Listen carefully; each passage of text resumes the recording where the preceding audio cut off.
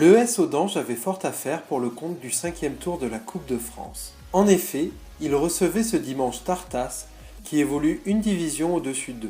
Malgré des conditions de jeu dantesques et une volonté de bien faire, les locaux vont se faire surprendre assez rapidement sur une touche.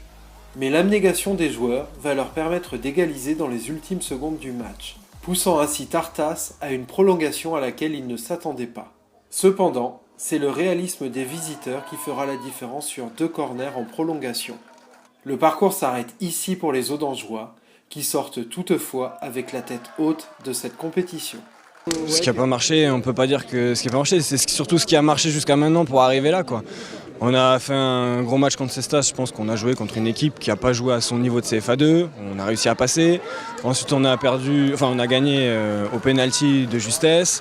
Là on revient à la dernière minute, après on en prend 2 dans les prolongations. On ne peut pas demander à une équipe de R2 de faire un parcours en Coupe de France, c'est déjà magnifique ce qu'on a fait là. Forcément une déception dans la mesure où en Coupe de France le principal c'est de se qualifier. Là en l'occurrence on était à la maison, on avait à cœur de passer un tour supplémentaire, ça s'est pas fait.